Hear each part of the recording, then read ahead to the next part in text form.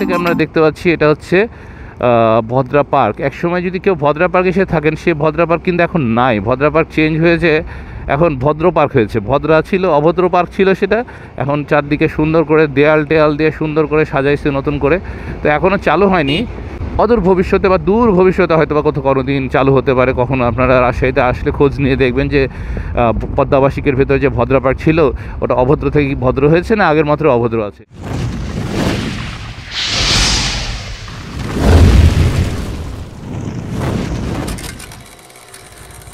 সময় এখন 8:45।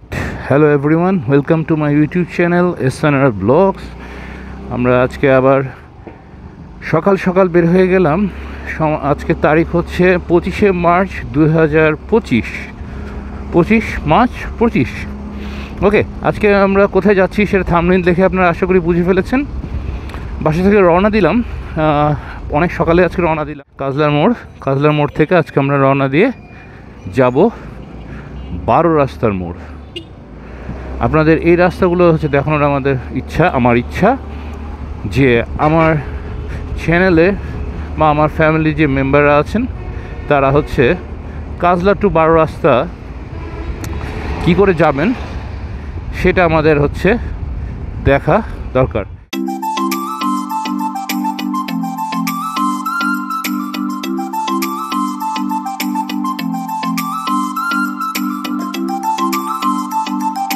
তালাইমারি দিয়ে সোজা চলে গেলে সাহেব বাজার।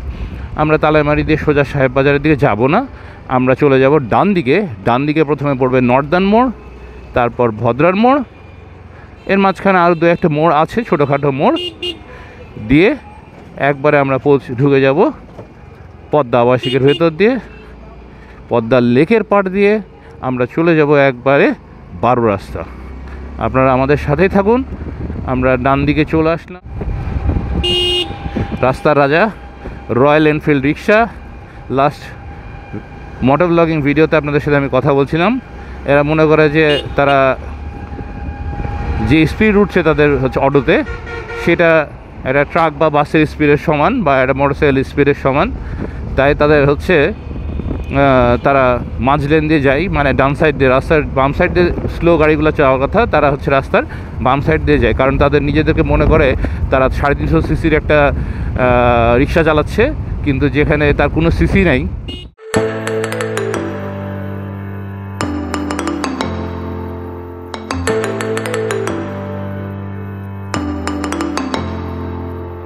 ছোটোখাটো একটা মানুষ, ছোটোখাটো একটা দুনিয়াতে, আমার ছোটোখাটো একটা পরিমণ্ডলের মধ্যে বাস করি। এই নিয়ে আমি ভালো আছি আলহামদুলিল্লাহ। আপনাদের নিয়ে আমি চলছি, আপনাদের নিয়ে আমরা এসএনএল ব্লগসের চ্যানেলটা রান করছি। আপনারা আশা করি ভালো লাগছে। আমরা সামনে দেখতে পাচ্ছেন ভদ্রার মোড়, এখানে সুন্দর একটা হচ্ছে, এর নাম ভুলে গেছি, স্বাধীনতা চত্বর বা এরকম কিছু একটা ছিল নাম। অনেক ছোট থেকে আমরা এটা জানতাম যে এটা হচ্ছে বাংলাদেশের মানচিত্র দিয়ে একটা পৃথিবীর গ্লোব আছে।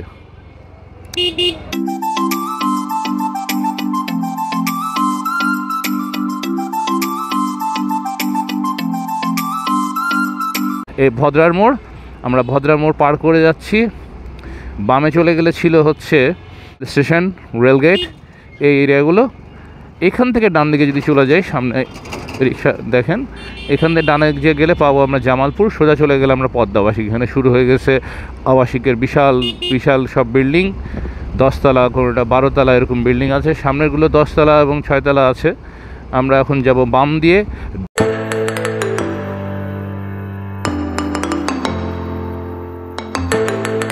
আমরা বাম দিকে দিয়ে রওনা দিয়েছি। সামনে আমরা যেটা পাবো সেটা হচ্ছে ভদ্রা লেক বা পদ্মা আবাসিক লেকও বলা হয়, কিন্তু অ্যাকচুয়ালি এটা পদ্মা আবাসিকের পাশে পড়েছে। সেই পাশের আবাসিকটার নাম হচ্ছে কিছুটার নাম পারিজাত মনে হয়, মেবি পারিজাত আবাসিক। এই হচ্ছে ভদ্রা লেক, সুন্দর করে সাজানো ছিল। এখানে অনেকগুলো বাড়ি টাড়ি আছে, অনেকগুলো বাড়ি টাড়ি বলতে বড় বড় অ্যাপার্টমেন্ট বিল্ডিং আছে। দেখেন সকালবেলাতে সুন্দর একটা রোদ উঠছে, রাস্তাটাও সুন্দর লাগছে।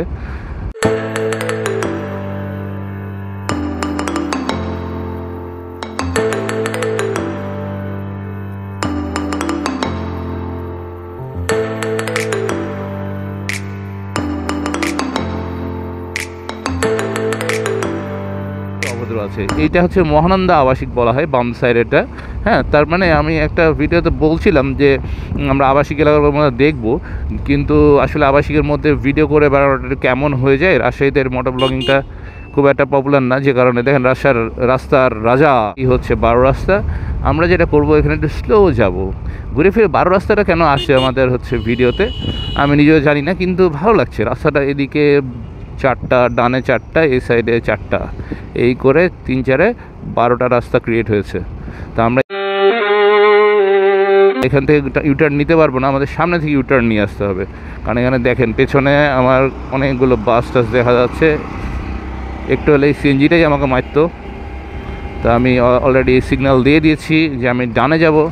আশা করি আমি এখান থেকে ইউটার্ন নিতে পারবো, কেউ আমাকে মেরে দেবে না পেছন থেকে, আল্লাহর রহমতে কেউ মেরে দেয়নি। এখানে সুন্দর মাছ পাওয়া যাচ্ছে।